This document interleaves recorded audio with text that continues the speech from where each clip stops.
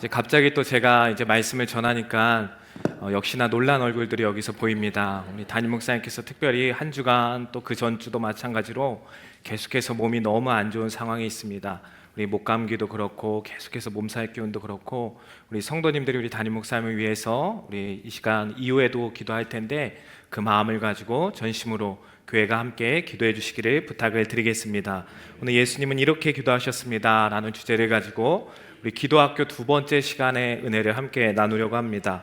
오늘 새벽에 우리가 시편 109편의 말씀을 나누면서 다 이런 말씀에 줄을 쳐보셨죠. 나는 기도할 뿐이니라, 나는 기도할 뿐이다 라는 것에 저도 줄을 치면서 오늘 묵상했는데 세상에서 불의한 자들이 나를 공격한다 할지라도, 내가 세상에서 어떤 공격을 당하고 어려움을 당한다 할지라도 우리 시간에 우리 모든 성도들이 나와서 금요 성령 집회를 통하여서 우리는 여전히 하나님께 기도할 뿐입니다. 할렐루야. 기도할 때 하나님께서 하늘 문을 열어주시고 정말 우리가 생각하지도 않았던 가장 아름다운 방법을 우리에게 오늘도 선한 길을 열어주실 줄 믿습니다. 지난주 기도학교 첫 번째 시간에 우리가 영적 침체에서 벗어나는 길에 대해서 말씀을 나누었습니다. 오늘 기도학교 두 번째 시간은 예수님께서 하신 공생의 마지막 기도를 통해서 우리에게 기도를 어떻게 가르쳐 주시는지, 성경에서 기도를 우리에게 어떻게 말씀해 주시는지, 우리가 생각하는 나의 생각대로 내가 기도를 하고 있지는 않는지, 주님께서 우리에게 가르쳐 주시는 기도는 무엇인지를 생각해 보면서 우리 성경에서 가르쳐 주시는 기도를 우리의 기도의 삶의 축으로 한번 새겨보는 귀한 시간이 되기를 바랍니다. 본문은 겟세마네 동산에서 땀방울이 핏방울이 되도록 기도하는 예수님의 모습과 잠들어 있는 제자들의 모습을 두 가지 모습으로 대조를 하고 있습니다. 땀방울이 핏방울이 되도록 예수님께서는 기도하고 계시는데 그 옆에서 수제자였던 제자들은 잠들어 있는 그 모습을 대조하고 있죠. 누가복음의 말씀을 오늘 보면 그들이 슬퍼서 기도하지 못했다라고 말씀을 하고, 마태복음에서는 그들이 눈이 피곤해서 잤다고 말씀을 합니다. 마가복음에서는 마음에는 원이로되 육신이 약해서 잠이 들었다고 합니다. 그러니까 잠든 이유도 세 가지 성경이 다르게 표현할 정도로 여러 가지 이유가 있었던 것 같아요. 우리의 모습을 보는 것 같지 않습니까? 기도할 때 여러 가지 핑계를 댈 때 분주해서 안 되고 바빠서 안 되고 뭐 이런 표현을 지금 하고 있는 것입니다. 슬퍼서, 예수님이 이제 죽음을 앞두고 있는 그 소식을 듣고 슬퍼서 기도하지 못했다라고 말씀하고, 눈이 피곤해서 기도하지 못했다 하고, 육신은 원이로되 육신이 피곤해서 연약해서 여러 가지 환경적인 이유로 기도하지 못했다라고 성경은 기록합니다. 결국 제자들은 결론적으로 기도를 하지 못했고 그 다음날 시험에 들었고 예수님을 배신했습니다. 우리 반대로 대조하는 말씀이니까 예수님의 상황은 지금 어떠했습니까? 예수님은 곧 십자가에 못 박히실 것을 알고 계셨습니까? 모르고 계셨습니까? 알고 계셨습니다. 이제 곧 십자가에 못 박히실 것도 알고 계신 상황에서의 예수님의 마음은 정말 어떠했을까요? 누구보다도, 제자들보다도 훨씬 슬프고 제자들보다도 훨씬 더 짐이 느껴지는 상황에서 예수님은 그 마음이 아마 이렇게 너무 무거운 짐으로 다가왔을 것입니다. 제자 중 한 명은 본인을 배신한 상황이 예수님이 지금 마주한 상황이었습니다. 같이 기도하러 동산에 올라온 제자들조차도 주님과 함께 해주는 한 명도 없는, 그 주님과 함께 기도의 자리를 지키는 한 명도 없는 너무 외로운 밤을 지냈던 상황이 예수님의 모습이었습니다. 정말 기도하기에는 우리가 따져보면 너무너무 힘들고 차라리 기도하지 않는 게 낫겠다 포기할 만큼의 마음의 상태가 예수님의 상황이었습니다. 그러나 우리가 알다시피 예수님께서는 기도하셨습니다. 예수님께서는 기도하셨고 제자들은 이 핑계 저 핑계 대면서 기도하지 않았습니다. 그러니까 예수님께서 이 제자들이 예수님을 배신했던 것은 기도의 실패요, 제자들의 실패는 기도의 실패였습니다. 오늘 예수님의 기도와 제자들의 기도 사이의 차이를 만든 아주 중요한 단서가 우리가 읽은 본문의 말씀에 39절에 등장을 합니다. 오늘 본문의 시작 39절의 말씀입니다. 같이 한번 읽어 보시죠. 시작. 예수께서 나가사 습관을 따라 감람산에 가심에 제자들도 따라갔더니. 오늘 39절의 시작은 예수께서 나가사, 예수님께서 습관을 따라라는 말씀을 기록하고 있습니다. 예수님은 습관을 따라 기도했습니다. 어떤 상황이 있을 때마다 습관에 따라 밤중에 새벽마다 동산에 나아가서 습관에 따라 기도했다라고 말씀을 합니다. 주님은 기도의 훈련이 되신 분이셨습니다. 이것이 바로 제자들과 예수님과의 아주 작은 차이였습니다. 너무나도 둘 다 마찬가지로 제자들 상황도 슬픈 건 마찬가지고 예수님의 상황도 슬프고 애통하는 건 마찬가지였는데 예수님은 기도했고 제자들은 왜 기도하지 않았냐면 습관을 따라라는 말씀 때문입니다. 예수님은 늘 습관을 따라 기도했던 것입니다. 다니엘이 갑자기 위기가 닥쳐서 다니엘은 기도했던 것이 아닙니다. 조서에 도장이 찍힌 것을 알고도 전에 하던 대로 우리가 이 말씀을 나누지 않았습니까? 다니엘도 습관을 따라 기도했던 것입니다. 우리는 흔히 착각하는 것이 하나 있습니다. 우리는 문제가 생기거나 어려움이 있을 때 우리 성도님들도 혹시 그렇게 생각하는지 모르겠습니다. 우리가 어려움이 우리에게 오게 되면 우리는 자동적으로 나는 어려움이 찾아올 때 기도할 수 있다라고 우리가 착각할 때가 참 많이 있습니다. 그런데 그렇게 혹시 되시던가요? 사실 잘 되지 않습니다. 어려움이 찾아와도 기도하는 사람이 있는 반면에 어려움이 찾아와도 기도하지 않는 사람들이 정말 많습니다. 마음처럼 그게 쉽게 되는 것이 아닙니다. 왜냐하면 기도가 습관이 되어 있지 않았기 때문입니다.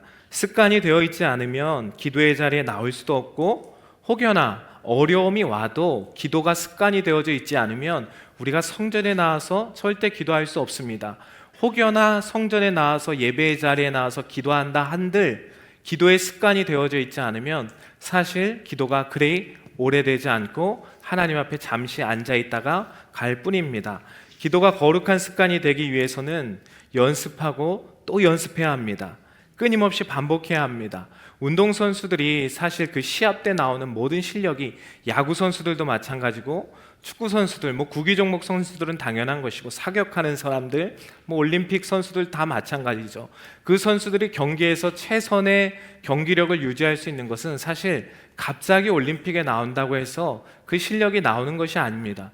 축구 선수들도 갑자기 와서 그것이 골을 넣는 것이 아닙니다. 그곳에서 연습하고 훈련하고 그것이 습관이 된 것이 연습에서 습관이 된 것이 어디에서 곧바로 나오는 겁니까? 경기에서 곧바로 나오는 것이 당연한 이치입니다. 금요 성령 집회의 자리를 매주 지키는 것이 기도의 습관을 만드는 자리입니다. 우리도 마찬가지로 운동선수의 원리와 같이 기도의 훈련도 습관의 훈련이 되어야 되는 것입니다. 그냥 우리가 어려움이 와서 기도한다고 해도 절대 갑자기 기도가 나오지 않습니다. 갑자기 내가 어려움이 찾아왔다고 해도 하나님 제가 통성기도를 하겠습니다. 그 기도가 절대 나오는 것이 아닙니다. 기도는 운동선수의 이치와 같이 습관입니다.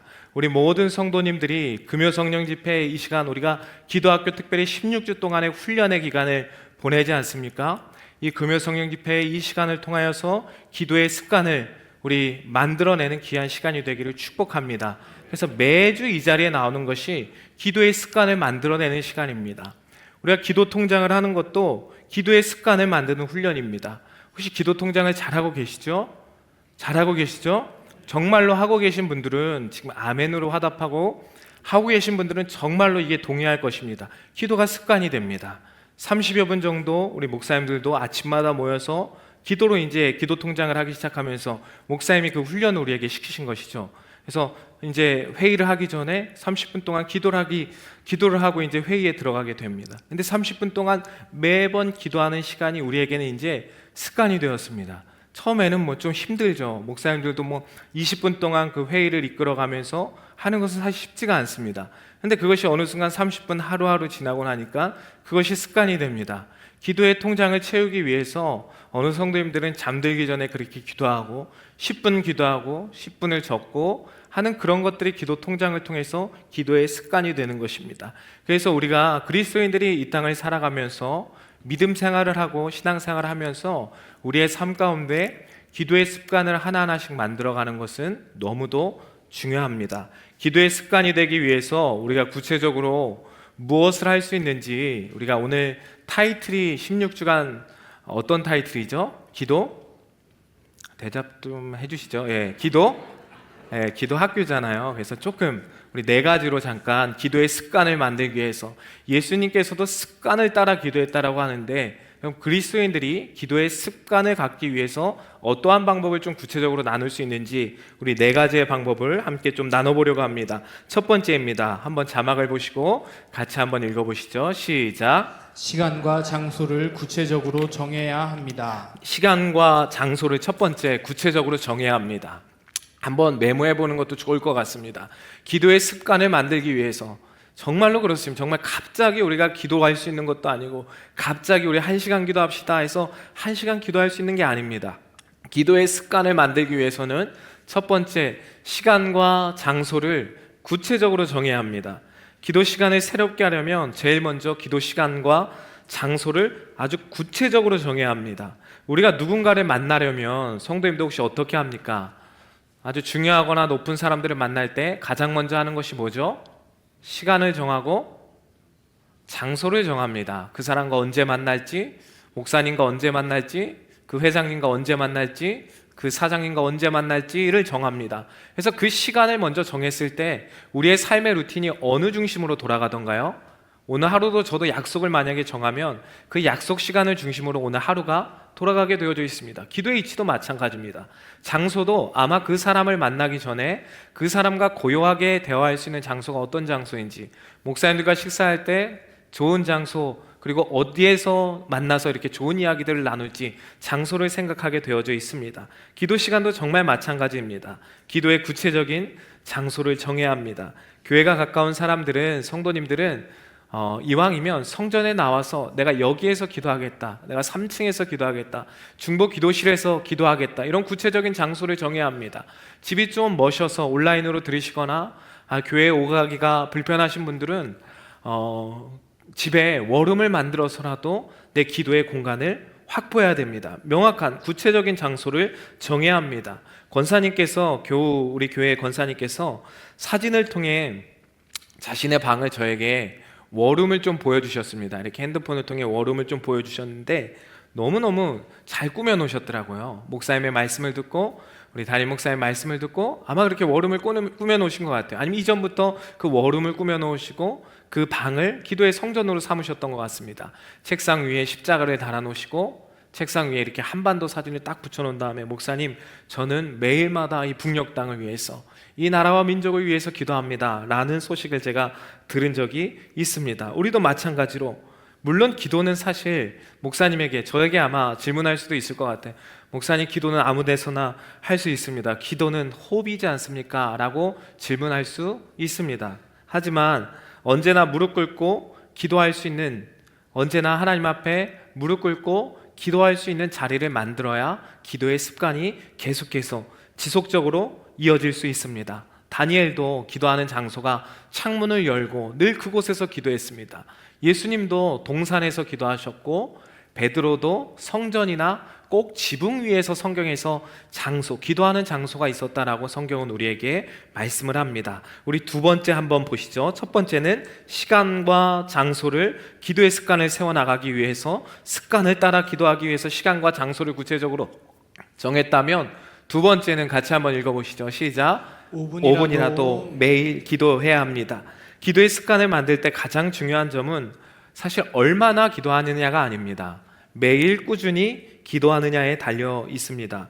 기도 습관이 안 된 사람에게 한번 몇 시간씩 기도해라, 우리 신학교에서도 늘 하는 이야기인데, 소나무는 몇 그루씩 뽑아야 된다 라고 하는 가르침은 처음 헬스장에 간 사람들에게 10시간 운동해라 라는 말과 같습니다.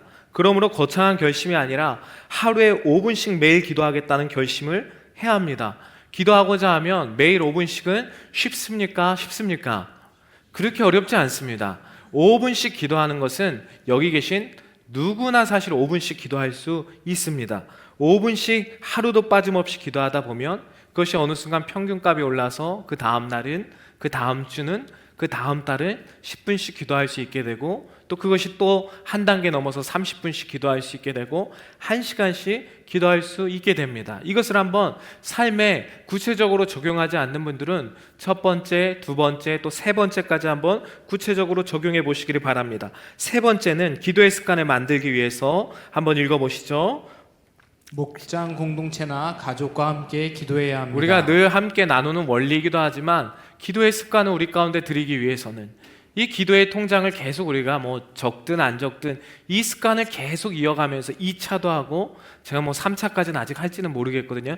2차까지 하고 3차 하고 하면서 계속해서 이 원리를 우리가 이어나가는데, 목장 공동체나 가족과 함께, 또한 아니면은 기도의 동역자들을 만들어야 합니다. 우리 어머니는 뭐 자녀들과, 기도의 동역자들을, 목장 공동체들은 당연히 목원들과, 기도의 동역자들을 만들지 않으면 사실 혼자 기도하는 것은 너무나도 어려운 일입니다. 목사님께서 그 예화로 한번 나눠주셨던 동물의 왕국 이야기가 혹시 기억나시나요? 동물의 왕국 이야기, 저도 그걸 칼럼으로 한번 쓴 적이 있는데, 들소들이 모여있을 때는 맹수의 사자가 그 들소를 수천 마리가 이게 막 뛰어가지 않습니까? 그 허허벌판을 뛰어갈 때 절대 맹수가 약한 들소로 한들 같이 무리지어 있을 때는 공격하지 못합니다. 그런데 그 들소의 무리에서부터 한 마리가 이제 넘어지는 순간, 그 낙오되는 순간 공격을 늘 당하지 않습니까? 기도의 원리도 정말 마찬가지입니다. 혼자서 나는 기도할 수 있는데 나는 혼자의 기도의 분량을 날마다 1시간씩 채우고 있습니다. 이 말은 정말 너무나도 귀한 말씀이기도 하지만, 다시 한번 우리 교회 성도님들 한 분 한 분이 기도의 영적인 원리를 기억하시면서 목장 공동체 안에서 이 기도의 훈련을 하는 것, 기도의 습관을 따라서 기도하는 이러한 방법들에 대해서 구체적으로 적용하면서 나누면서, 나는 15분 기도했습니다, 이런 것들을 억지로라도 우리가 나누면서 기도의 습관을 만들어 간다면 우리를 통해서도 어떤 일이 올 때 우리는 그냥 기도의 습관으로 나아가서 하나님께서 우리를 도우시는 은혜를 경험하게 될 줄 믿습니다. 마지막 습관을 따라의 기도의 4번째 단계입니다. 마지막입니다. 함께 읽어보시죠. 교회의 권세 아래에서 함께 기도해야 합니다. 우리는 개인적으로 기도를 하는데 꼭 교회에서 기도를 해야 합니까? 라고 질문하는 성도님들이 종종 있습니다. 교회의 권세 아래에서 함께 기도하는 것이 정말 중요합니다. 이것은 성경의 원리이기 때문입니다. 목사님, 직장에서만 기도하면 안 됩니까? 꼭 공적 예배에 와서, 꼭 금요 예배에 왜 이렇게 나오라고 해서 금요 예배에 나와서 꼭 기도해야 합니까? 주일 예배에 나와서 꼭 기도해야 합니까? 중보기도 팀들이 꼭 성전에 나와서 기도해야 합니까? 라고 물을 수 있습니다. 왜 우리가 교회의 공적 예배에 나와서, 금요 예배에 나와서 함께 기도하냐면 교회의 권세를 하나님께서 허락해 주셨기 때문입니다. 에베소서 1장 22절 23절 말씀은 이렇게 말씀합니다. 또 만물을 그의 발 아래에 복종하게 하시고 그를, 예수님을 만물 위에 뭐로 삼으셨다라고 말씀합니까? 교회의 머리로 삼으셨다라고 말씀합니다. 예수님을 교회의 머리로 삼으셨습니다. 그 다음 말씀입니다. 23절 말씀을 같이 한번 한 목소리로 읽어봅시다. 시작. 교회는 그의 몸이니 만물 안에서 만물을 충만하게 하시는 이의 충만함이니라. 그를, 22절에 예수님을 만물 위에 교회의 머리로 삼으셨고 교회를 뭘로 삼으셨대요? 몸으로 삼으셨대요. 한번 연상을 해보시죠. 그림을 그릴 수는 없지만 머리가 예수님이고 몸이 뭐래요? 교회래요. 그럼 이 지체는, 손과 발의 지체는 누구일까요? 성도님들입니다. 몸이 없이 머리와 손으로 바로 연결되지 않습니다. 머리로, 예수 그리스도 대신 머리를 통하여서 늘 몸된 교회를 통해서 하나님께서는 만물을 충만하게 하시는 이의 충만한 은혜를 늘 연결돼서 지체들에게 연결될 수 있도록 영적 원리를 하나님께서는 성경에서 우리에게 말씀하고 있습니다. 절대 머리를 통해서 그저 손으로 가고 바로 발로 가지 않습니다. 늘 몸을, 교회된 몸을 통과해서 교회 안에서 만물을 충만하게 하시는 이의 충만함의 은혜를 통해서 하나님은 우리의 인생 가운데 충만하게 넘치는 은혜를 허락해 주시는 것입니다. 그래서 다시 한번 4가지를 기억해 보면서 우리 기도의 습관을 만들려면 첫 번째 뭐라 그랬죠? 시간과 장소, 구체적인 장소를 꼭 한번 정해 보십시오. 두 번째, 매일 5분씩 한번 기도해 보십시오. 이것은 얼마나 몇 분 동안 기도하는 거가 중요하지 않습니다. 매일이란 단어를 기억해 보시면서 매일 내가 3분이라도, 매일 5분이라도, 매일 10분이라도 라고 하는 기도의 시간을 한번 놓치지 말아 보십시오. 세 번째는 기도의 동역자들과 함께, 특별히 목장 공동체나 가족과 함께 기도의 습관을 한번 만들어가 보십시오. 마지막 4번째는 교회의 권세 아래서 함께 기도해 보십시오.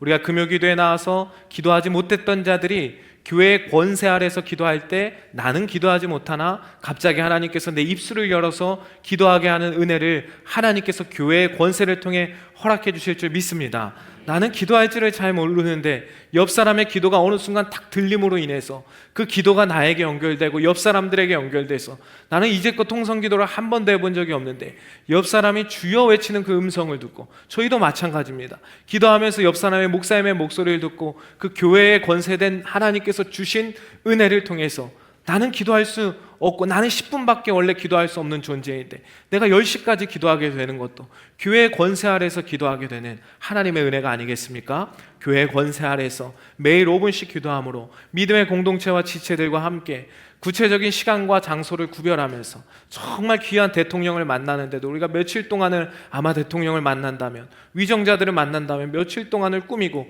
그 시간을 정하고 우리가 장소를 정하고 그 장소를 정하는데 목사님들과 식사만 하더라도 몇 번이나 그 장소를 수정하고 그렇게 열심을 내시는데 하나님과의 만남의 장소에 대해서는 우리가 그냥 아무 데서나 오거나 기도하고, 기도는 호흡이지 않습니까? 라는 자기 합리화 안에서 우리의 기도가 무너지지 않는지, 무너지고 있지는 않는지 함께 점검해 보면서 우리의 삶 가운데 기도의 습관이 온전히 세워질 수 있는 귀한 성도님들의 기도의 삶이 되기를 축복합니다. 오늘 누가복음 22장 40절 말씀입니다. 예수님은 첫 번째 습관을 따라 기도하셨고 40절 말씀입니다.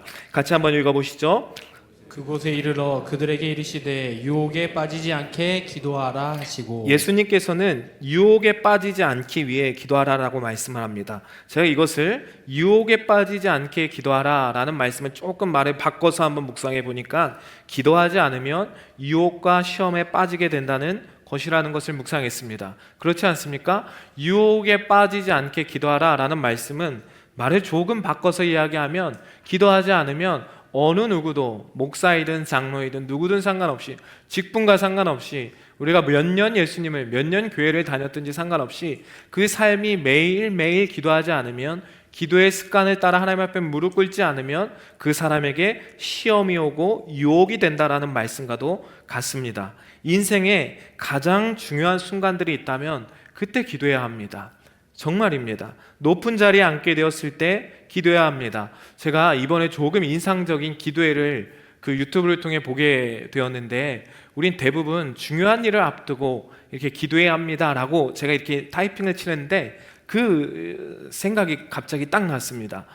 그 영상이 생각이 딱 났어요. 우리가 대부분 중요한 일을 앞두고 기도할 때 수능 기도회를 제가 이렇게 떠올리게 되더라고요. 근데 수능 기도회 때 우리가 너무 열심히 기도하고, 수능 기도회를 앞두고 우리가 너무 열심히 정말 기도하잖아요, 많은 분들이. 근데 어느 교회에서 제가 그냥 그 당일날에 저녁 7시에 그걸 켰는데 수능 이후 기도회를 2시간을 하더라고요. 근데 저는 그 기도회가 너무 귀했어요. 아, 그렇지, 우리가 중요한 일을 앞두고만 기도하는 게 아니라 정말 그게 저에게는 참 인상적이었습니다. 저희들도 이후에는, 내년부터는 갑자기 생기면 안 되니까 개인적으로 한 분 한 분이 수능 전에 기도했던 것만큼, 그게 꼭 수능이 아니더라도 중요한 일을 앞두고 그것이 결정된 순간 이후에도 나와서 기도할 수 있으면 정말 하나님께서 기뻐하시겠다, 하나님께서 그 기도를 기뻐 받으시겠다라는 마음이 저에게 들었습니다. 우리 여러분에게도 중요한 일을 앞두고 우리가 기도할 때 우리 유혹에 빠지지 않고 시험에 빠지지 않습니다. 더 중요한 것은 중요한 결정 이후에 기도의 자리에 나올 수 있는 성도님들이 되시기를 축복합니다. 인생의 중요한 순간을 앞두고 높은 자리에 앉았을 때, 교회에서 중요한 사역들을 맡았을 때 기도해야지 유혹과 시험에 빠지지 않습니다. 사실 저도 이제 목사이다 보니까 교회 일을 할 때, 교회 일에 치중하다 보면 기도하는 시간을 좀 목사인데도 불구하고 놓칠 때가 참 많습니다. 우리 성도님들이라면 과연 어떨까요? 교회 일에 치중하다 보면 교회 일은 너무 소중한데 그것에 우리의 마음을 들이다 보면 때로는 우리의 기도 시간을 놓치게 될 때가 있습니다. 교회에서 중요한 사역들을 맡으신 분들이 있습니까? 25년에 특별히 중요한 직책을 맡으신 분들이 있습니까? 리더십의 자리에 오르신 분들이 있습니까? 목자의 사명을 감당하고자 결단하신 분들이 있습니까? 필히 그분들은 기도의 자리로, 하나님 앞에 무릎의 자리로 나와야지 절대 시험에 들지 않고 유혹에 빠지지 않을 수 있습니다. 성경에 창세기를 저도 이번에 보면서 유혹에 대한 말씀을 제가 이제 묵상을 하다가 창조 사역을 마무리한 뒤에 창세기 1장과 2장에 창조 사역을 마무리한 뒤에 첫 번째 시작이 되는 말씀이 창세기 3장에 바로 유혹에 대한 말씀이라는 것을 저도 보면서 창조 사역의 이후의 말씀이 유혹에 대한 말씀이라면 정말 이 땅에 하나님께서 이 땅에 지으신 창조 세계 안에서도 창조한 이후의 사건 이후에 바로 유혹에 대한 말씀이 나왔다면 하나님이 이 땅에 만드신 창조 세계 가운데서도 얼마나 많은 유혹이 있을까라는 것을 생각해 보게 되었습니다. 창세기 3장 1절에 이런 말씀이 나오죠. 2장까지의 마지막은 둘이 한 몸이 될지니라. 남자와 여자를 창조하시고 갈비뼈를 빼시고 한 몸이 될지니라. 세상을 창조하시고 남녀를 창조하는 사건을 기록합니다. 근데 3장 1절에 곧바로 이런 말씀이 나오죠. 같이 한번 읽어볼까요? 시작. 그런데 여호와 하나님이 지으신 들 짐승 중에 가장 간교하니라. 뱀이 여자에게 물어 이르되 하나님이 참으로 너희에게 동산 모든 나무의 열매를 먹지 말라 하시더냐. 그래서 바로 1, 2장 이후에 창조 사역 이후에 유혹에 대한 말씀이 성경에 기록되는 거예요. 3장 4절에 뱀이 여자에게 이르되 너희가 결코 죽지 아니하리라. 2절, 3절, 4절 보니까 계속해서 뱀이 사람을 하와를 꼬드기는 아담을 꼬드기는 계속해서 유혹에 대한 역사를 기록을 하고 있습니다. 제가 어떤 분의 간증을 들은 적이 있습니다. 처음에는 그 여성분이 우리 다 그런 유혹을 받을 때가 있잖아요. 세상에 많은 유혹들이 있지만 이 여성분이 살을 빼기 위해서 다이어트에 대한 약에 대한 유혹을 받고 그 약을 복용하다가 그 유혹을 뿌리치지 못하고 약을 잘 먹다가 그 어떤 사람에게 더 강하고 효과가 좋다는 약이 있다는 유혹을 받게 되었습니다. 우리 웬만한 분들이라면 다이어트에 좋은 약이 있다면 드셔보신 적이 혹시 있으신가요? 저도 먹을까 말까 지금 한 고민 중에 있습니다. 갑자기 겨울이 되면서 너무 살이 찌면서 이렇게 유혹을 받을 때가 있습니다. 그런데 그 여인이 그 강한 약을 복용하게 되면서 그 유혹을 뿌리치지 못하고 거기까지만 약을 복용했었다면 너무 좋았을 텐데 그 이후에 갑자기 그거의 부작용으로 인해서 정신과 약을 이렇게 복용을 하게 되었다고 합니다. 근데 그 다이어트의 약의 부작용으로 정신과 약까지 복용을 하게 되고 그 이후에 정신과 약으로 인해서 그것이 자기에게 뭐 채워지지 않는 공허함인가 약물 중독인가 저는 모르겠는데 그 이후에 그것 때문에 결국엔 마약의 유혹까지 이기지 못해서 마약까지 하게 되었다는 이야기를 들은 적이 있습니다. 한 여인의 마약에 대한 이야기만은 절대 아닙니다. 우리에게도 이 유혹이 있고 또 다른 유혹이 있고 그 이후에 넘어서 또 다른 유혹이 있다라는 것을, 우리의 인생에 수많은 유혹이 있다라는 것을 한 예로, 이 여인의 예로 우리에게 가르쳐주고 있죠. 세상엔 정말 많은 유혹들이 있습니다. 먹고 사는 문제로 우리를 유혹할 때가 너무 많죠. 먹는 문제로 우리를 유혹을 하기도 하죠. 소유에 대한 유혹은 정말 끊임이 없습니다. 우리가 그렇게 가진 것이 정말 많은데 더 갖고자 그 소유에 대한 유혹을 끊어내지 못합니다.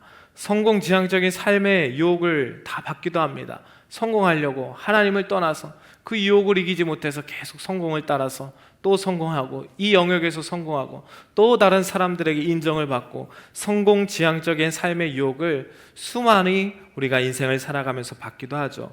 어떤 분들은 투자로 인해서 고수익의 유혹을 받아서 큰 손해를 보는 사람들도 있습니다. 성적인 유혹은 뭐 너무 심하죠. 남성분들은 이 땅을 살아가면서 성적인 유혹에서 자유한 분들은 정말 없을 것입니다. 어떤 분들은 연말에 딱 한 잔의 유혹을 받기도 합니다. 한 잔만 하지 뭐, 한 잔이면 괜찮지 않아? 라는 유혹을 받기도 하죠. 며칠 정도만 큐티를 건너뛰라는 유혹을 받기도 합니다. 주일에 잘하고 있으니까, 주일 예배 잘 드리고 있으니까 금요 예배 정도는 안 나가도 괜찮아 라는 유혹은 우리에게 매주마다 오는 유혹입니다. 맞죠? 안 그런가요? 네. 우리에게 매번마다 찾아오는 유혹입니다. 우리 뭐 금요 예배 잘 드리고 있는데 뭐 수요 예배 굳이 나갈 거 있어? 하면서 매번 우리에게 찾아오는 유혹들이 있습니다. 기도하지 않아도 아무 일이 없으니까 기도하지 않아도 된다는 유혹이 우리의 마음을 지배할 때가 얼마나 많은지 모릅니다. 예수님도 유혹에서 예외가 아닌 말씀들이 성경에서 많이 기록하고 있죠. 오늘날 많은 그리스도인들은 이러한 세상의 많은 유혹 앞에서, 제가 이야기하지 않는 세상의 수많은 유혹 앞에서 기도의 자리를 선택하는 대신에 나는 기질상 그 부분이 조금 약해 라는 말을 할 때가 있습니다. 그러나 우리의 약한 기질이 유혹에 넘어가 실족한 것에 대한 면죄부는 절대로 될 수 없습니다. 내 기질상 만약에 약점이 있다면 그 부분을 위해 오늘 주님께서는 기도하라 라고 말씀을 합니다. 내가 약한 영역이 있다면, 유혹에 넘어가는 영역이 누구보다 너가 잘 안다면 그 부분에 대해서 주님께서는 오늘 그 연약한 부분을 가지고 늘 자신의 면죄부로 삼지 말고, 내 연약한 기질로 합리화하지 말고 그 연약한 영역을 하나님께 올려드리며 그 연약한 부분에 대해서 시험에 빠지지 않도록 주님께서는 기도하라 라고 말씀을 합니다. 이 부분에 대해서 병행 구절을 보니까 마태복음 26장 41절은 이렇게 말씀합니다. 같이 한번 읽어보시죠. 41절입니다. 시작. 시험에 들지 않게 깨어 기도하라. 마음에는 원이로되 육신이 약하도다 하시고. 오늘 누가복음의 본문과 한 가지 다른 단어가 끼어 있죠. 시험에 들지 않게 기도하라, 유혹에 빠지지 않게 기도하라 라는 부분 가운데 어떤 단어가 있죠? 깨어라고 하는 단어입니다. 깨어라고 하는 단어는 그레고레오라고 하는 단어를 쓰는데 지켜보다, 주시하다 라는 뜻입니다. 정신 차리고 보고 있으라 라고 말씀을 하는 것입니다. 이에 대한 히브리어가 샤카드라는 단어인데, 파수꾼이 깨어있음이 헛되도다. 샤카드는 깨어있음이, 파수꾼이 깨어있는 그 상황을 이야기하는 것이, 그러니까 적이 들어올 때 그것을 주시하고 있어라. 유혹이 내게 들어올 때 유혹이 오는지 주시하고 있어라. 그것을 주시하고 있으면서 깨어 기도하라 라고 우리에게 말씀하는 겁니다. 시험에 들지 않게 우리 성도님들이 날마다 기도의 습관을 따라 기도의 자리를 지킬 수 있는 우리 귀한 성도님들 되시기 바랍니다. 오늘 성경은 우리에게 분명히 말씀합니다. 기도하지 않으면 유혹에 빠지게 되고, 기도하지 않으면 사람과 사람 사이에 교회 일을 하면서, 내가 교회 일을 하는 것이 하나님께 얼마나 영광된 삶인데, 교회 일을 하면서도 기도하지 않으니까 사람과 사람이 계속해서 자꾸 부딪힙니다. 어느 목장에 가도 계속 부딪힙니다. 그것이 분명히 사람들 간의 기질이 달라서 그렇지, 우리의 지금 상황이 나랑 맞지 않아서 그렇지 라고만 늘 합리화하지 마시고, 내 안에 내가 기도하고 있는가, 내가 정말 하나님 앞에 무릎 꿇고 하나님의 영광을 드러내는 일에 기도의 자리를 지키고 있는가, 이러한 영역이 우리 가운데 묵상되어지고, 또 그것을 통해서 하나님 앞에 기도의 자리로 결단해 나와 기도할 수 있는 성도님들 되시기 바랍니다. 적용 질문을 제가 한번 드려보겠습니다. 나는 어떤 유혹에 혹시 약합니까? 유혹을 이기기 위해서 깨어 기도하는 자리에 혹시 나오고 있습니까? 약한 기질의 핑계로 자신에게 날마다 면죄부를 주고만 있지 않습니까? 우리 22장 42절 본문의 말씀입니다. 우리 같이 한번 읽어보시죠. 시작. 이르시되 아버지여, 만일 아버지의 뜻이거든 이 잔을 내게서 옮기시옵소서. 그러나 내 원대로 마시옵고 아버지의 원대로 되기를 원하나이다 하시니. 오늘 공생의 마지막 예수님의 기도에서 예수님께서 기도를 하시고 이제 겟세마네 동산에서 무릎을 꿇어 기도하시는데, 첫 번째 단어가 어떤 단어입니까? 이르시되 아버지여 라고 하는 단어입니다. 이 단어가 멈춰서 생각하면 너무 귀한 단어입니다. 기도할 때 아버지여, 아버지여 라고, 하늘에 계신 우리 아버지여, 주기도문에서도 우리에게 가르쳐 주신 바와 같이 주님께서는 우리에게 기도를 가르쳐 주셨을 때, 또 본인이 기도하셨을 때 이 아버지라는 단어를 사용했습니다. 인간의 언어 중에 가장 아름다운 단어는 아닐지라도 아버지라는 단어만큼 우리에게 다양한 감정을 가져다주는 단어는 아마 없을 것입니다. 개인적으로 아버지와 아마 좋은 관계를 맺었던 분들에게는 아버지라는 단어에서 따뜻함과 그리움을 느끼기도 하죠. 반면에 아버지를 통해서 고통을 당하거나 좀 아픔을 당했던 사람들은 두려움을 느끼는 단어이기도 합니다. 그런데 각자의 상황에 아버지라는 단어가 느껴지는 게 조금 다를 수는 있어도, 아버지라는 단어가 사람들의 경험과 감정에 따라는 조금 다르게 느껴질 수는 있지만, 아버지와 아들의 관계는 끊을래야 끊을 수 없는 천륜의 관계를 의미하는 것은 분명합니다. 이러한 개념은 2000년 전에 아빠, 아버지라고 부르는 이런 기도는 아마 이스라엘 사람들에게는 정말 커다란 충격과도 같은 단어였습니다. 예수님 당시의 사람들은 하나님을 너무나도 두려워한 나머지 하나님의 이름조차 사실 제대로 부르지 못했습니다. 하나님의 이름조차 제대로 기록도 하지도 못했습니다. 만약에 성경을 쓰다가 하나님이라는 오타를, 만약에 하나님 테오스를 쓰다가 오타가 나면 그 성경을 다시 처음부터 써야 될 정도였습니다. 그토록 무시무시한 하나님을 아빠라고 부른다는 것은 꿈에서조차 이 당시의 사람들에게는 상상조차 할 수 없는 이야기였습니다. 그런데 오늘 겟세마네 기도에서 예수님께서는 첫 단어로 뭐라고 말씀합니까? 아빠라고 부르는 것입니다. 아빠. 우리에게 오늘 기도의 방법을 가르쳐 주는 것입니다. 아버지, 아버지, 주여 하는 것도 우리가 아버지와도 같습니다. 기도의 습관을 따라 우리가 기도의 훈련을 받고 우리 기도의 자리를 지켜나갈 텐데, 우리의 첫 기도는 하늘에 계신 우리 아버지요, 아버지요 나를 불쌍히 여기소서, 아버지요 나를 긍휼히 여기소서. 예수님의 기도와 같이 우리도 주여 주여 외치는 바와 같이 우리에게 아버지를 부르라고 오늘 기도의 방법에 대해서 명확하게 주님께서 말씀하는 것입니다. 셋째 아이가, 제가 이제 첫째, 둘째, 셋째 아이가 저한테는 얼마나 정말 귀여운지 모릅니다. 막둥이를 태어나서 그런지 정말 너무 귀엽습니다. 지금 유일하게 할 수 있는 단어가 엄마, 아빠여서 그런지 제가 물론 나중에는 집에 들어가면 아들들은 지금 4학년, 1학년 아이가 있기 때문에 이미 알죠. 제가 조금만 크면 아빠, 엄마라는 단어는 그 입에서 조만간 사라질 걸 저는 알고 있습니다. 근데 책상에 조금만 앉아 있으면 이 셋째 아이가 와서 아빠, 아빠, 아빠, 아빠, 아빠, 소파에 제가 좀 누워 있어도 아빠, 아빠, 아빠 계속 그래요. 제가 혹여나 화장실에 볼일을 보고 있어도 아빠, 아빠, 아빠, 샤워를 하고 있는데도 너무 힘들 정도로 아빠, 아빠 그럽니다. 어제는 좀 이제 말씀을 준비해야 돼서 책상에 집에서 앉아 있는데 아빠, 아빠, 아빠 계속 그러는 거예요. 진짜 너무 심하게 그러니까 문을 잠궈서 제가 이제 설교 준비를 해야 되기 때문에, 집중을 해야 되기 때문에 하는데 아빠, 아빠 계속 문을 두들기는 거예요. 그래서 제가 어느 정도까지 했냐면, 이제 아이에게 아빠 이제 교회 가는 걸 아니까 아빠 빠빠이 했어요. 빠빠이. 문을 나가는 척하고 잠옷을 입고 다시 아이 몰래 밑으로 들어와가지고 이렇게 할 정도로, 그만큼 아이가 아빠, 아빠, 뭐 집착이 너무 심한 것 같아요. 그러니까 어느 순간 빨리 이걸 끊어줘야 될 것 같은데, 근데 아이가 늘 그렇게 아빠, 아빠 하는 모습이, 한번 여러분들이 상상해 볼 때 아이가 아빠, 아빠 하는 소리가 제가 혹시 듣기 싫을까요? 듣기 싫을까요? 저도 모르게 몇 번 문을 두들겨도 어느 순간에는 안 열 것 같지만 결국엔 제가 그 문을 열더라고요. 아빠, 아빠 그 문을 두드리고, 샤워할 때도 너 진짜 왜 그래 막 하면서도 샤워도 문을 열어놓고 해요. 그 정도로. 그러니까 제가 그 소리가 절대 싫지가 않은 거예요. 우리 주님도 오늘 마찬가지입니다. 우리가 오늘 기도의 자리에 나와서 아빠, 아빠, 이게 참 힘듭니다. 아빠, 이건 아무리 해결하려고 했는데 저 정말 잘 안 됩니다. 아빠, 이게 참 관계가 힘듭니다. 아빠, 사업이 힘듭니다. 아빠, 물질의 강도를 만났습니다. 아빠, 저 너무 행복한 일이 있었습니다. 아빠, 이 사람과 오늘 식사를 나눴는데 너무 저에게 좋고 기쁘고 행복했습니다. 아빠, 오늘 목사님과 만나서 우리 금요기도에서 기도했는데, 우리 함께 교회에서 기도했는데 아빠 너무 좋았습니다.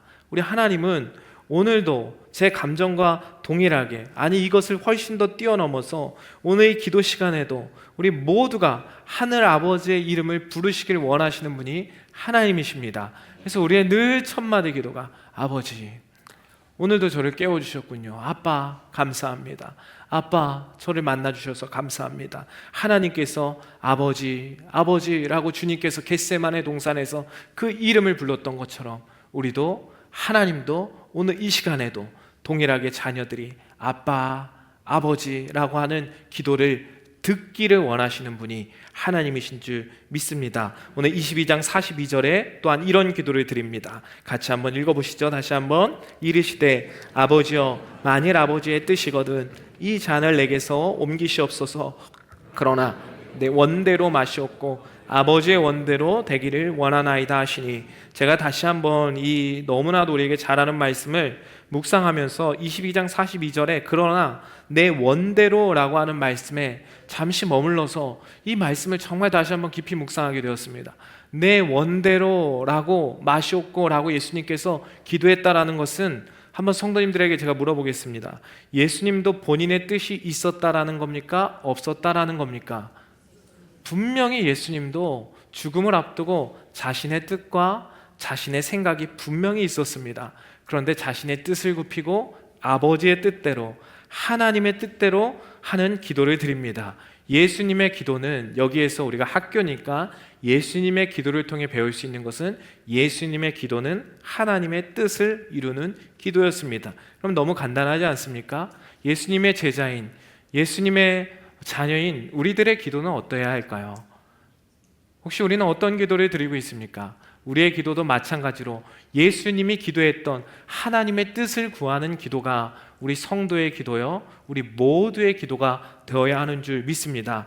제가 어느 목사님의 설교를 듣다가 기도에 대한 정말 흥미롭고도 뼈가 있는 이야기를 듣고 너무 재밌기도 하고, 이게 뼈가 있는 그 위트 있는 이야기를 한 걸 듣고 제가 메모를 해둔 적이 있습니다.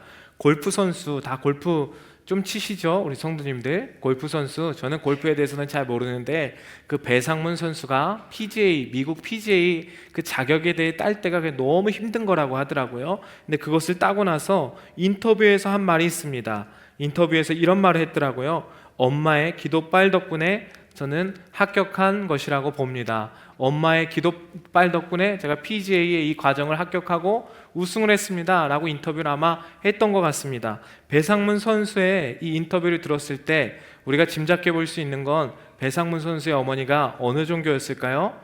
짐작해 볼 수 있지 않습니까? 당연히 교회를 열심히 다니겠구나 라고 생각할 수 있잖아요. 그런데 이후에 어머니의 인터뷰를 들어보니까 이렇게 인터뷰에 대답을 했더라고요. 부처님이 기도를 들어주셨네요. 그저 고마울 따름입니다. 당연히 우리는 그 배상문 선수의 어머니의 기도가 우리 교회 다니는 분이시구나라고 생각할 수 있는데, 부처님이 들어주셨네요. 그저 고마울 따름입니다. 이 말씀이 우리에게 주는 교훈이 무엇입니까? 기도는 기독교만의 전유물이 아닙니다.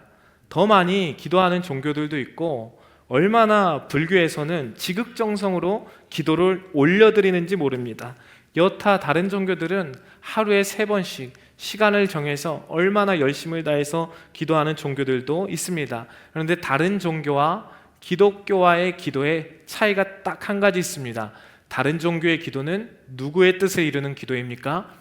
자기의 뜻을 이루는 기도이고, 오늘 예수님의 기도처럼 기독교의 기도는 누구의 뜻을 이루는 기도죠? 하나님의 뜻을 이루는 기도입니다. 이것은 우리에게 정말 중요한 메시지를 줍니다. 우리가 오늘 금요기도에 나와서 기도할 때 우리의 뜻이 너무 많죠. 우리가 구할 소원들이 아마 너무도 많을 것입니다. 그런데 우리가 가장 먼저 기도해야 할 기도의 제목은 하나님의 뜻이 무엇인지를 구하는 기도가 될 때, 하나님께서 오늘 그 다음 말씀 보면 천사가 와서 그 기도를 도와주고 그 기도에 힘을 더해주는 것을 우리가 묵상해 볼 수 있습니다. 기독교의 기도는 하나님의 뜻이 이루어지기를 기도해야 합니다. 기도는 절대로 나에게 초점이 있는 것이 아닙니다. 우리가 하나님께 초점을 두는 것입니다.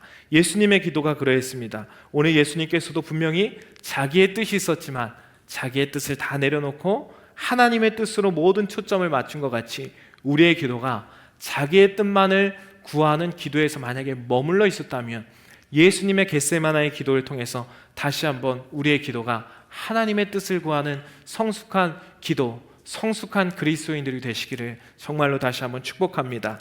우리의 기도도 내 마음과 뜻을 관철시키는 기도가 아닌 하나님의 뜻에 초점을 맞추는 기도로 바뀌어질 때, 하나님께서는 우리에게 정말로 크신 은혜를, 하나님의 뜻을 통하여서 하나님의 나라를 우리 삶 가운데 이루어 주시는 은혜를 경험하게 될 줄 믿습니다. 목회를 하면서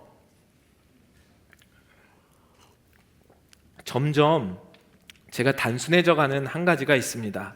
이전에는 저도 이제 목회를 이제 신학교 나오고 4년, 2년을 다니면서 막 목회에 대해서 꿈을 꾸지 않겠습니까? 그래서 저에게도 여러분들이 비웃겠지만 너무나도 많은 꿈이 있었겠습니다. 하나님, 제가 너무 이걸 할까 하다가 부끄러워서 얘기를 못 하겠어요.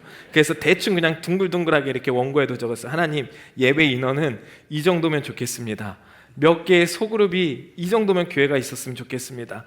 교회의 사회봉사 단체도 이 정도 있었으면 좋겠습니다. 이게 지금 생각하면 너무 진짜 부끄러워요. 하나님 운명의 성도 뭐 몇 개의 뭐 속으로 아주 꼴값을 다 떨었어요. 제가 보니까 그런 생각을 가지고 있어요. 교회 그래도 한 10개, 이거는 좀 부끄럽지 않게 얘기할 수 있어요. 교회 10개의 사회 봉사단체 정도는 있어야겠죠. 그러면서 제가 어느 때까지는 정말로 학부 4학년 때까지는 그걸 책상에 앞에 붙여놓고 새벽 예배 갔다 와서 그걸 위해 날마다 기도했어요. 하나님 명예 성도 몇 개의 뭐 이게 또 몇 개의 소그룹 또 몇 개의 사회봉사단체 그리고 하나는 뭐겠어요? 그렇지만 하나 되는 교회. 이거는 부끄럽지 않기 때문에 막 믿음으로 선포할 수 있을 것 같아요. 하나 되는 교회, 몇 명의 성도, 몇 개의 소그룹. 아직도 그게 기억에 나요. 저에게 그런 정말로 많은 꿈들이 있었습니다. 목회에 대한 비전이 있었습니다. 그러나 시간이 조금 지날수록 너무나도 목회의 비전은 지금도 구체적으로 하나하나 세우는 것은 정말 너무나도 중요합니다. 하나하나 세워가는 것은 하나님이 원하시는 뜻이기도 할 거라고 지금도 저는 아직도 그 생각은 유효하기도 합니다. 그러나 시간이 지날수록 조금은 단순해지는 것이 있습니다. 만약 저에게 지금 성도님들이 목회의 소원이 목사님 무엇입니까? 라고 묻는다면 정말로 두말하지 않고 하나님 저의 목회를 통해 하나님의 뜻이 이루어지기를 원합니다 라고 저는 대답을 할 것 같습니다. 우리에게 여러 가지 인생의 소원이 있고 내가 원하는 목회의 방향이 있고 내가 원하는 목회의 명수가 있고 여러분들이 이 땅을 살아가면서 내가 원하는 집이 있고 내가 원하는 자녀의 모습과 형상이 있고 내가 원하는 재산이 있고 내가 원하는 어느 정도의 어카운트 살아갈 수 있는 그러한 소원들이 다 기준과 상황들이 있을지 몰라도 하나님께서 우리를 통해 원하시는 기도는 하나님 이 정도였으면 좋겠습니다. 하나님 이걸 이렇게 이루어 주십시오. 여러 가지 복잡한 기도가 아니라 하나님께서는 저에게 주신 그 마음과 같이 오늘 성도님들에게도 동일하게 하나님 저를 통해 하나님의 뜻이 이루어지기를 원합니다. 하나님이 드러나기를 원합니다. 이 기도를 하나님께서 원하시고 성경에서 이것이 우리를 향해 드려야 되는 기도라고 우리에게 분명하게 말씀하고 있습니다. 한번 적용해 보시죠. 우리의 기도의 모습은 혹시 어떠합니까? 성도님들의 기도의 모습은 어떠합니까? 매번 기도하며 한 30분 동안 기도의 통장을 적으며 하는 기도의 내용 중에 내가 기도를 하면 기도가 들리지 않습니까? 그런데 그 기도의 내용이 나의 뜻을 이루는 기도입니까? 아니면 하나님의 뜻을 이루는 기도입니까? 만약에 그럼 나의 뜻을 이루는 기도는 목사님 하지 말라는 겁니까가 아닙니다. 제가 굳이 비율로 얘기하자면 8대2 정도로 하십시오. 절대로 이 비율을 절대 비율은 아니지만 8대2 정도로 하나님의 뜻을 구하고 나의 소원을 한번 구해 보십시오. 자녀들을 위해 기도할 때 좋은 대학 가게 해주십시오. 하나님 좋은 직장 가게 해주십시오. 좋은 사람 만나게 해주십시오. 우린 좋은 배우자 만나게 해주십시오. 우리의 보편적인 기도가 아마 이 정도일 것입니다. 이건 누구도 아마 부인하지 않으실 것입니다. 그런데 솔직하게 제가 좀 직설적으로 이야기하면 이것은 내 중심적인 기도입니다. 여기에 기도의 내용 중에는 사실 하나님의 뜻은 한 개도 담겨져 있지 않습니다. 그런데 하나님의 뜻이 이루어지기를 기도하는 사람은 먼저 그 기도를 드리지 않습니다. 하나님, 내 자녀를 향한 하나님의 계획은 무엇입니까? 하나님이 자녀를 통해서 하나님이 원하시는 뜻이 무엇입니까? 우리의 기도가 이제 이렇게 바뀌어져야 되는 것입니다. 예수님의 기도를 통해서 나의 소원과 하나님 좋은 배우자, 좋은 대학, 좋은 직장에 가게 해주십시오 라는 기도에서 날마다 머물러 있었다면 하나님은 오늘 우리를 통해서 이 말씀을 통해서 기도의 내용을 바꿔서 그 기도가 아니라 하나님 이 자녀를 통해 하나님 뜻이 무엇입니까? 하나님 이 자녀를 통해 무엇하길 원하십니까? 어떤 하나님의 영광을 드러내길 원하십니까? 어떤 하나님의 다윗의 장막을 이 자녀를 통해 세우기를 원하십니까? 라는 기도로 우리를 통해 그 기도가 바뀌기를 주님께서는 오늘도 원하십니다. 전 잘 모르겠습니다. 하나님의 뜻을 이루어 주십시오. 나 중심에서 하나님의 중심으로 바뀌는 기도, 이것이 오늘 주님께서 우리에게 가르쳐 주신 기도입니다. 우리 마지막 누가복음 22장 43절에서 44절 말씀을 읽어보겠습니다. 43절입니다. 천사가 하늘로부터 예수가 나타나 힘을 더하더라. 42절에 하나님의 뜻에 대해서 기도를 하니까 누가 도와주죠? 천사가 하늘로부터 예수께 나타나 힘을 더하여 줍니다.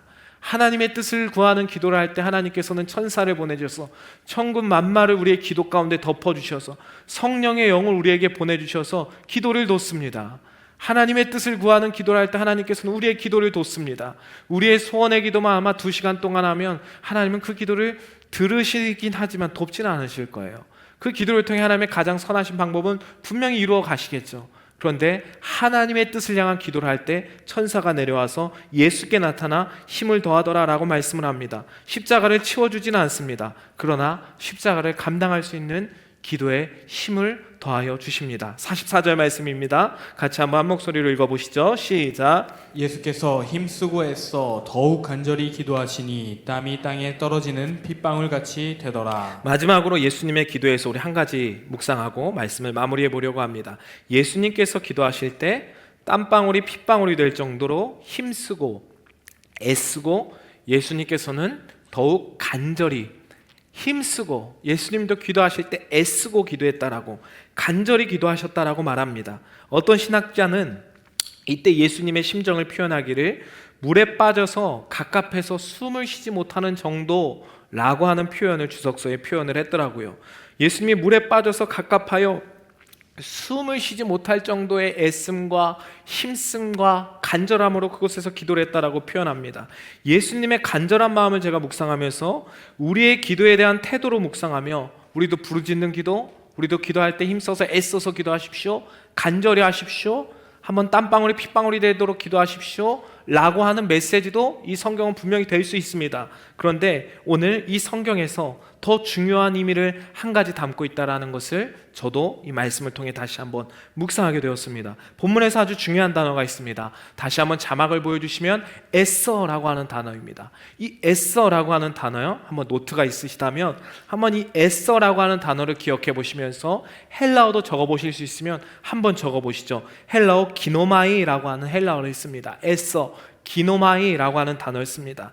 이 단어가 신약에서 한 650번 정도가 쓰여지게 되는데 기노마이라고 하는 단어가 탄생되다, 한번 천천히 제가 말씀드려 보니까 한 말씀을 풀이하면서 한번 여러분들도 이 말씀을 풀이해 보시죠. 탄생하다, 태어나다, 만들어지다, 일어나다, 생기다, 완성되다.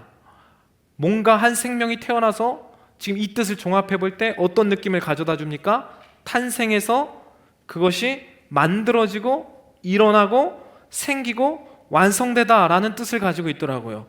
희한하게 이 단어는 예수님께서 십자가 위에서 다 이루었다라는 말씀을 하실 때 기노마이라고 하는 단어를 사용합니다.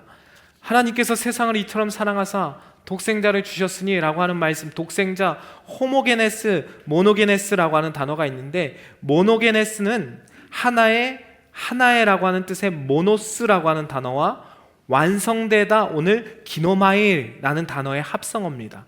독생자라는 뜻이, 다시 한번 천천히 말씀드려 볼게요. 이 독생자라고 하는 모노게네스라고 하는 단어는 하나의라고 하는 뜻을 가지는 모노스라고 하는 단어와 오늘 에서에 쓰고 있는 완성되다 기노마이가 합쳐진 단어가 모노게네스, 독생자라는 뜻을 가지고 있습니다. 이것이 제가 이 단어를 한번 묵상하면서 이것이 예수님이 단순히 우리에게 애쓰고 힘쓰고 간절히 기도하라는 말씀일까라는 것을 생각해 보면서 예수님께서 무엇을 위해 그렇게 애써 기도했던 것일까라는 것을 생각해 보게 되었습니다.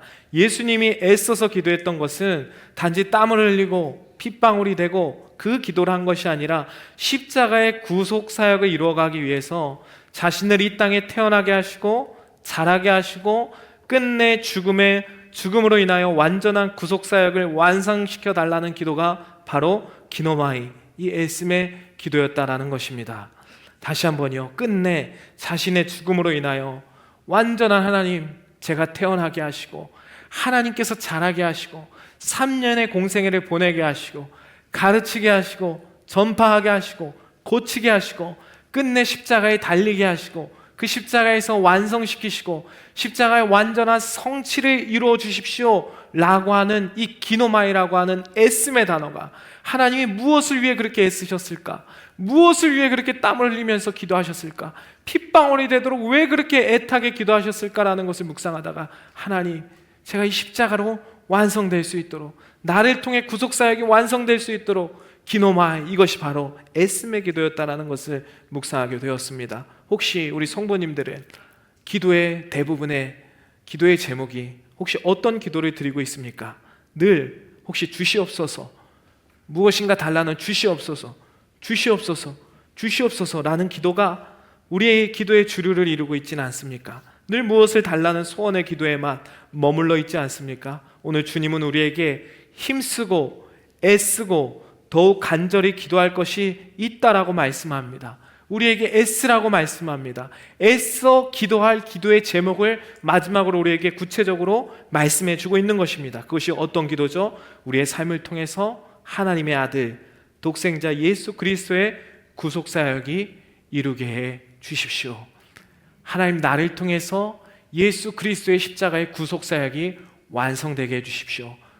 조금 더 쉽게 표현하면 하나님, 나의 삶을 통해서 우리 권사님, 집사님의 삶의 남은 여생을 통하여서 나를 통해 십자가의 삶이 드러날 수 있도록 하나님, 저를 사용해 주십시오.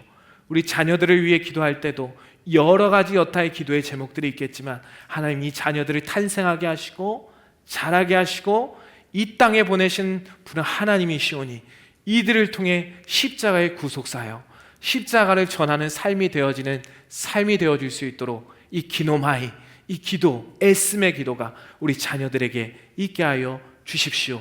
이 기도의 제목을 오늘 우리에게 교회를 향해서 주님께서는 명확하게 말씀해 주고 있는 것입니다. 내 안에, 우리의 가정에 예수 그리스도로 충만하게 해달라는 기도, 내 심령 안에, 오늘도 우리 하나님 앞에 말씀을 붙잡고 기도할 때 내 심령 안에 오직 예수로 하나님 충만하게 해주십시오. 내 안에 다윗의 장막이 세워지기 원합니다. 하나님, 우리의 가정에 다윗의 장막이 세워지기 원합니다 라고 하는 기도, 오늘 주님께서는 겟세마나의 기도를 통해서 그것이면 기도가, 이 기도면 사실 우리에게 충분하다라고 말씀하는 것과 같습니다. 주님은 우리에게 먼저 그의 나라와 그의 의를 구하라 라고 말씀합니다. 우리는 이 땅을 살아가면서 늘 이 기도를 알지 못한 채 세속사의 것만 구하다가 세속사의 것이 응답되지 않으면 하나님을 원망하고 하나님을 쉽게 떠나가곤 합니다. 오늘 하나님께서 우리에게 구체적인 기도, 너희들 안에 예수 그리스도를 구하라, 자녀들 안에 예수 그리스도를 구하라, 그것이면 충분하다 라는 기도를, 겟세마네 기도를 통해 우리에게 말씀해 주고 있는 것입니다. 시편 51편 10절에서 12절, 이 다윗의 기도가 이 기도와 똑같습니다. 같이 한번 우리 한 목소리로 함께 이 기도를 읽어보시죠. 시작. 하나님이여, 내 속에 정한 마음을 창조하시고 내 안에 정직한 영을 새롭게 하소서. 나를 주 앞에서 쫓아내지 마시며 주의 성령을 내게서 거두지 마소서. 주의 구원의 즐거움을 내게 회복시켜 주시고 자원하는 심령을 주사 나를 붙드소서. 다윗이 회개하며 하나님 앞에 기도할 때 다른 것을 위하여서 기도하지 않았습니다. 다윗은 10절에 보니까 내 안에 정직한 영을 새롭게 하여 주시옵소서. 주님, 내 안에 예수를 다시 한번 보내주시옵소서. 내 안에 다시 한번 예수님으로 충만하게 해주시옵소서. 성령으로 충만하게 해주시옵소서. 나를 주 앞에서 쫓아내지 마시고 주의 성령을 내 안에서 거두지 말아주십시오. 주의 구원의 즐거움을 내게 회복시켜 주십시오. 하나님, 물질의 즐거움을 내게 회복시켜 주십시오 라고 기도하지 않습니다. 인생의 번영의 즐거움을 회복해 달라고 기도하지 않습니다. 하나님, 저에게 구원의 즐거움을 회복시켜 주시고 자원하는 심령으로 나를 붙들어 주시옵소서. 오직 예수면 충분합니다 라는 기도를 다윗이 드렸던 것입니다. 오늘 말씀을 마무리하면서 예수님이 없는 인생, 우리가 주일에 나눈 말씀을 제가 그대로 따와서 원고에 옮겼습니다. 예수님이 없는 묵상, 예수님이 없는 신앙생활, 예수님이 없는 기도, 예수님이 없는 교회, 예수님이 없는 가정, 우리가 예수님이 없는 봉헌생활, 예수님이 없는 헌신, 예수님이 없는 교회에서의 봉사, 예수님이 없는 화려한 시설, 예수님이 없는 성공, 예수님이 없는 성취, 예수님이 없는 자녀의 잘됨, 예수님이 없는 우리의 인생의 번영, 이 세상에 그 아무러한 대단한 것이라 할지라도 예수님이 없으면, 내 안에 다윗의 장막이 세워지지 않으면 우리는 기도할 때 매일마다 나의 장막을 세우는 데만 우리의 기도가 늘 멈춰져 있습니다. 우리가 예수님을 구하는 기도가 이 겟세마네를 통해서 이 기도가 우리 안에 들어오지 않으면 결국에는 우리는 기도한다라고 하는데, 하나님 제가 2시간을 채우고 있습니다, 오늘 기도의 통장을 180분을 채웠습니다 라고 하는데 180분의 모든 기도 가운데 나의 소원만 들어가 있다면 그것은 하나님 늘 그 안에서 멈춰져 있는 기도가 우리의 기도가 될 것입니다. 그것은 사실 냉정하게 말해서 성경에서 우리에게 가르쳐 주신 기도가 아닙니다. 여타 다른 종교와 같이 그 사람들도 기도 통장을 만들어서 연부라는 그 기도는 우리보다 훨씬 더 많이 채울 수 있습니다. 그런데 주님께서 듣기를 원하시는 기도는, 아버지요, 내가 오늘도 아버지의 뜻을 이루기 원합니다. 나의 삶을 통하여서 십자가가 드러나기를 원합니다.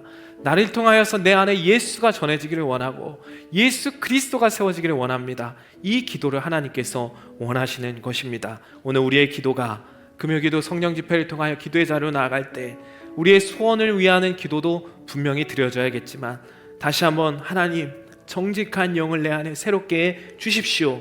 예수의 영을 부어 주십시오. 예수님으로 인하여 우리의 영혼이 새로워지는 시간이 되기를 소망합니다. 마지막 예레미야 33장 3절의 말씀만 크게 읽고 우리 함께 기도의 자리로 나아갑시다. 같이 한번 크게 읽죠. 너는 내게 부르짖으라. 내가 내게 응답하겠고 내가 알지 못하는 크고 은밀한 일을 내게 보이리라. 이 겟세마나의 기도를 성경적으로 분명하게 명확하게 아는 사람들은 이 말씀을 다시 한번 읽어 내려갈 때 크고 은밀한 일을 생각할 때 나의 소원을 떠올리지 않습니다. 크고 은밀한 일을 부르짖을 때 하나님께서 나타내 주신다라고 말씀하는데, 오늘 우리가 부르짖을 때 우리 안에 예수 그리스도의 영을 충만하게 부어주실 줄 믿습니다. 우리가 주님을 향해 크게 부르짖으라. 내가 내게 응답하겠고 크고 알지 못하는 일을 행하신다라고 하는 그 말씀이 우리의 가정 가운데 다윗의 장막 예수 그리스도가 세워지는 놀라운 기도의 시간이 될 줄 믿습니다. 오늘 다른 것 구할 거 분명히 우리 가운데 있겠지만 예수를 구하십시오.